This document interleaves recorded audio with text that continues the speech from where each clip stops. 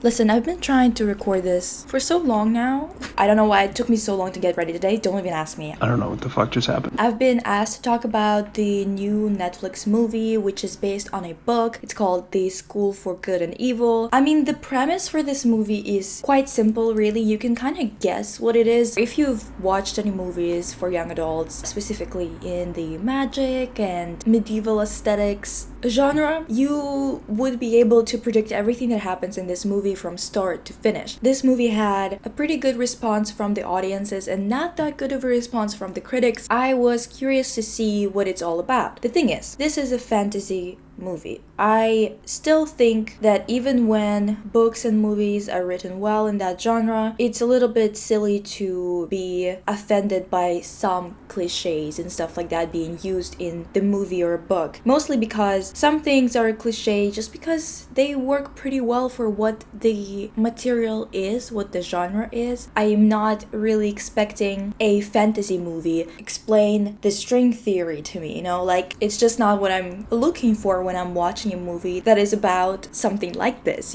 Just from the name of the movie, you can guess what it's about. It's basically about two schools. One is for the evil and one is for the good. Basically, people being trained to play a role in a fairy tale and then become stories, basically. This is very Ever After High. It has a very similar premise because a lot of the people in this school for good and evil are children of the well-known characters in fairy tales. The main love interest is the son of King Arthur.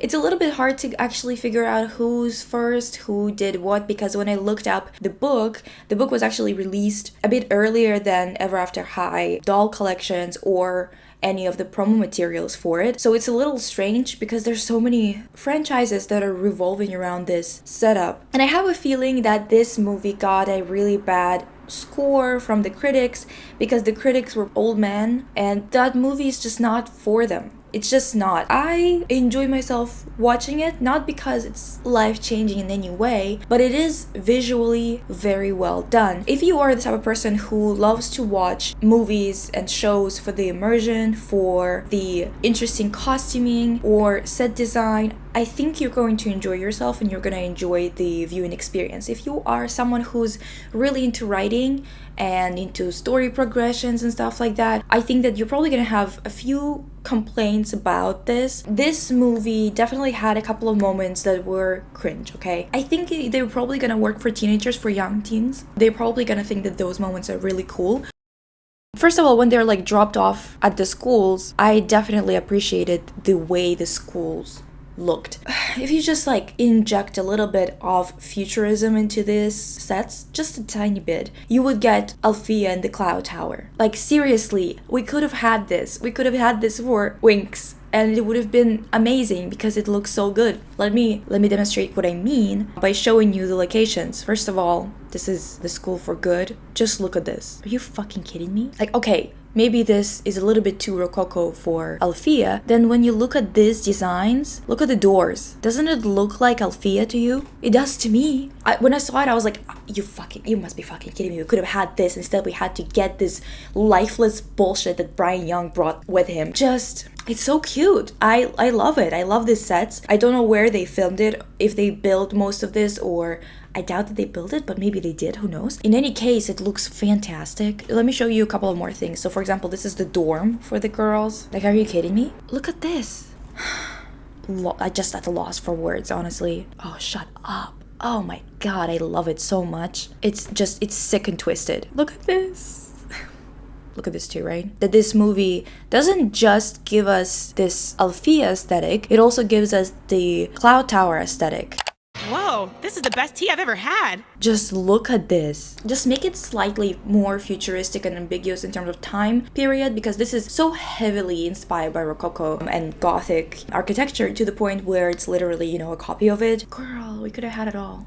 This movie is definitely visually stunning. The locations are just to die for. Obviously, as a Rococo enthusiast, I am absolutely in love with all of the locations for the School of Good, and honestly, School of Evil also hits the spot for me. I loved the costuming so much. For example, this is just like one moment in the movie, and this is a bunch of fairies. They are quite aggressive, supposed to be like all like good and whatever, but like they're aggressive creatures. But their costuming looks like Iris van Herpen. I do not know whether it is or not, but it's definitely inspired by it, even if it isn't. And I am just living for it because it looks so right. It looks exactly what it's supposed to look like in terms of creating this new vision of fairies, this smaller version of like side characters. They're not the main characters like in Wings, for example, right? They just have this costuming that works for them. It creates this weird new look to them. They're a little bit alien to compare to the rest of the people. I love it. It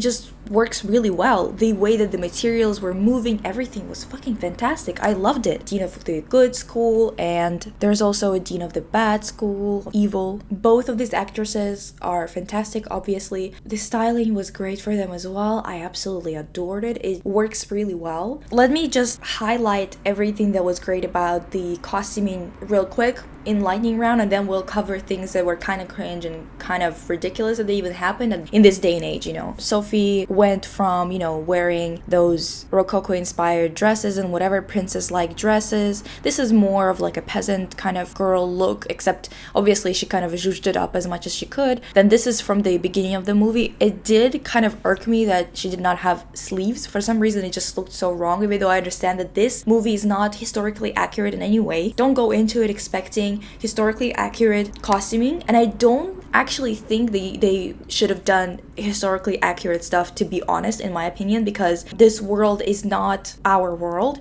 It functions completely differently. I do not think that it ruins anything, to be honest. I think that this kind of experimentation worked really well for this movie, to be honest. But in this shot, in this like outfit, I was like, oh, just they're missing there. Like it doesn't look right, okay? Agatha gets a lot of great dresses. All of them are quite beautiful, even when it's definitely presenting this ideal image of what little girls think of when they think of princesses. However, they managed to make all of those materials that are really hard to work with in terms of them not looking extremely cheap. They managed to make them look kind of pretty, actually, which is really rare. The stylist really did a really great job, honestly. I of course want to talk about Sophie because she definitely was a standout, mostly because of the fact that she got the most outfits and the most variety and the most experimentation, especially when she kind of embraced the fact that she's in the evil school and this is what she's doing. She's evil now. She had a lot of great outfits. Some of them were inspired by like some gothic style. The sleeves are kind of the Gilded Age, but then there's this little hat. It's just really interesting because also the haircut is not at all from the time period that they were kind of trying to portray, which it still works, especially see like this little fairies flying around too in its Iris van Herpen outfit. All of these outfits that she had in the montage of her dressing up like every day in a different dress or whatever, they were great. All of those outfits were absolutely fantastic. Of course, there were some things that I would change about them, also about the makeup. I was a little bit pissed off about the makeup in this scene in particular. They went with like, you know, foundation or concealer on her lips kind of look because they were trying to make her look more evil or whatever, right? But it just was so crusty. I was like, good God, please don't. I liked it better when she had red lipstick on. And obviously, you know, the makeup is also not time period appropriate, and I don't care because there's no time period, okay? But at the same time, there are a lot of inspirations from Rococo, of course. However, I'm glad they didn't go with just Rococo. The makeup looks were great. The background characters got a lot of great costuming as well. This dress was great too. I enjoyed it very much. Kind of reminds me of, you know, the Black Swan. See, with all those pearls and everything and this little scarf or whatever, it looks fantastic. I really enjoyed that. There were also looks like this. I don't really like the outfit that Agatha has on right now. Agatha also had great dresses, but they were not as experimental, I feel like. And of course, this last look, which I thought was also really great, to be honest. They just did the thing. Honestly, visually speaking, this movie was really nice to watch. Like, there was a lot to get inspired by in terms of the outfits, the way that literally every single person in the frame has something really interesting on. It really works in that sense. I know that writing wise there are a lot of things to be, left desired, but I'm still enjoying the stuff that fantasy should bring, which is the atmosphere, right? And oftentimes the atmosphere is lacking in movies that are done for the young adult demographic. This type of fantasy, I guess that Hunger Games, Divergent, After Apocalypse kind of shit is usually kind of committed to, and it's not particularly interesting visually, but it does usually make sense, and it usually has everyone committing to that vision, right? But then when it comes to this type of stuff that's a little bit less focused on the war kind of aesthetics, usually they don't get that great of a interpretation. Great looks for Agatha. I really loved this blue dress with the pearl. It looks really great on this actress. She's so cute, and it just fit her really well. It kind of reminds me of Cinderella, to be honest. The other look that I showed you was also great. I think those two were my favorites from Agatha. The other ones were just okay. I feel like it's because she wasn't like enjoying them. I liked the other outfit that she had that was all black and a little bit more relaxed. It felt like more of what this character would wear, like something that she enjoyed more, was a bit more comfortable wearing. First and foremost, Brutal, that Olivia Rodrigo song, is literally in every single teen-oriented movie this year. Like, literally every single one of them has the song playing. It's interesting. Second of all, let's talk about the love interest. Okay, so the way that they enter is like they have this whole like showing off thing, whatever. It was introduced as like, oh, the hunks are coming. I was just like, okay, where are the hot dudes? Where are they? I'm still waiting. I'm still waiting for at least one of them who's gonna be a looker. They did not deliver on that. This weird ass moment with Agatha being like, oh, and by the way, this is what a normal girl looks like. And a lot of things that she was saying, those things were just so not like other girl. I wouldn't say that it's not warranted considering how rude the girls in the good school were, but it was a little bit weird how much they were kind of underlining that, because I feel like it would make more sense if she wouldn't say things like that at all, like, and just react to bad behavior with like snarky remarks or something like that. But instead of just volunteering this weird takes on what a girl is supposed to look like randomly, it just, I don't know, it's not a very likable thing to do and say in our time, I feel like. Another thing that I want to talk about is, I want to say that the principals or the deans did not make any fucking sense in terms of their approach to their students. I want to tell you right away, this is where you see the cracks, like big gaping cracks in the writing. The dean of the good school, quite quickly, she sees that Agatha is the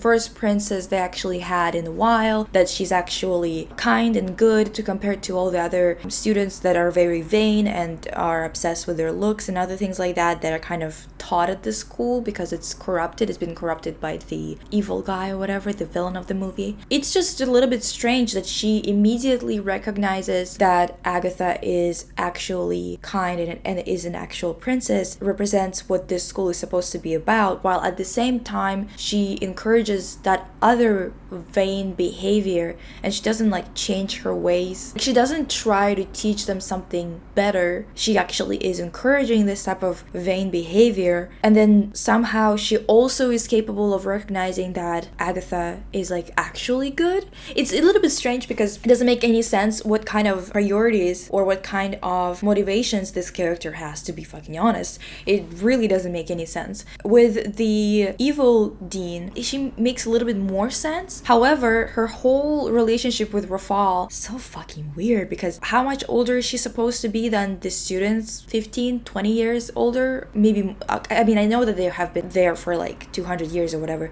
but looks wise, right? Like they're older women than what the main characters are supposed to be. However, Rafal is going for both of them. Fucking weird as hell. Come on now. Speaking of Rafal and his relationship with Sophie, what the fuck was that? Honestly, what the fuck was that? He's so ancient, and he is adamant about the fact that this story, that it's about him finding his true love. And it's like, dude, you're like so ancient and you're going for a girl who's like 15. Weird as hell. Even if he was still stuck in the age that he looks like, he's still looking like he's 10 years older than her.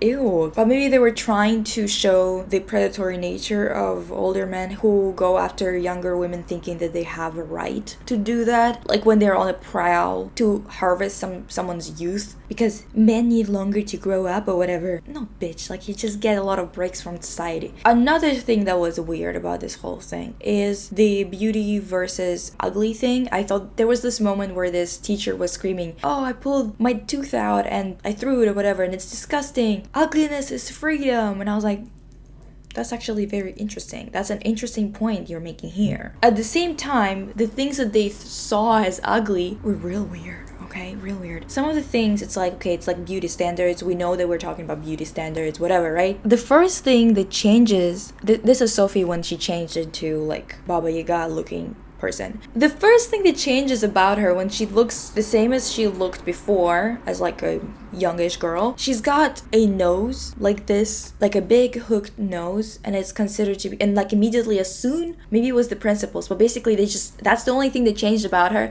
and they're already like, oh my god, she's evil. I don't know, you guys. I don't know. This is making me uncomfy. I don't like that. However, this transformation, I don't know, an old hag or whatever, it did bring one huge bonus for me, which is I found another clip for my channel that's gonna be like a recurring joke. Bye. I don't know what it is, but something about this specific moment just cracked me up. But be ready, you're gonna see it a lot. Bye. Also, another thing that bothered me was the fact that they pricked their fingers with the same damn needle. I know it's like magic and whatever, it's like all about the magic stuff, but it made me, like, it almost made me puke. I was just so grossed out by it. I was like, oh my god, change the needle, girl. Ew. I hope I'm not late. That was cringe. It was. I'll give you that. There are moments in this movie that will make you squirm a little, like make you feel uncomfortable. The outfits that kind of showed up in the montage right afterwards, those outfits are fire, and I've showed you all of them, and they're great. Like, great. But the damn walk and the look, the editing, and this line. I hope I'm not late. Yeah. Sophie, Agatha, and Teddy Boy. Men! Shut up! Don't remember what his name was exactly, but it's something Ted, whatever. So he, don't like him. Kind of found him annoying, actually. Because you sure don't like anybody I've ever met before. What the fuck is going on with this guy? First of all, he is already involved with someone when the two girls arrive. Then he has like moments with Agatha, while at the same time he like looks at Sophie. From the get-go, he has a moment with Sophie and then he has a moment with Agatha. Literally first moment he sees both of them, it's already like, okay, what the fuck is going on, you know? Agatha and him, they don't really have any chemistry, while at the same time, him and Sophie, they get kind of set up by Agatha, so Sophie could get her, like, true kiss or whatever, so she could go to the good school. Fucking mess, whatever. It's so weird because they spend literally like an afternoon together. Okay, let's assume it's a couple days or something like that, and they're all of a sudden so in love with each other. Actually, you know what, it's an afternoon because she was wearing the same outfit when they go to the cafeteria and everyone starts fighting because they're together, and it's really weird. They hung out once. What's going on? Agatha was kind of getting close to him too. For the record. And he already had a girl. He was kind of enjoying himself hanging with her, you know? His feelings are so fleeting, it's fucking weird as hell. And I'm supposed to like him? No. This whole thing where they went to prove their love for each other by going through life-threatening situations or whatever. It's like you hung out once. What's going on? Why am I supposed to care for this couple all of a sudden? They fail that test. He's immediately into Agatha again. And again, I'm supposed to care? Also, the relationship between Agatha and Sophie, the whole thing was gay as hell. And I'm wondering if it's a little bit of a queer baiting, to be honest, because why the hell did they kiss at the end if they're not actually into each other like that? Because they were just saying, you are my best friend, and then they kiss? Girl, which one is it? Pick a lane. Basically, this is fun for the visuals. If you are a fan of YA fantasy books, romance, that's YA targeted. You're probably gonna enjoy this a lot if you are into costume design, styling, set design, architecture. You're probably gonna enjoy watching it as well. It's not gonna be your favorite movie probably, because of the issues with the writing that are just massive. At the same time, it's still enjoyable, especially if you are into all of the visual stuff. It's nice talking to you guys. I'm excited about making videos again. Another video is coming soon. In the beginning, I'm gonna be like, oh, I'm back, whatever. It's because I filmed that video first, and that's just being held up because of the sponsorship. It's gonna be up soon, in a couple of days probably. New podcast episodes are coming. I already have one in the bag, and I'm filming another tomorrow. A bunch of things are coming. Let me know how you're doing, if you want me to talk about anything, and I will see you in the next video. Bye.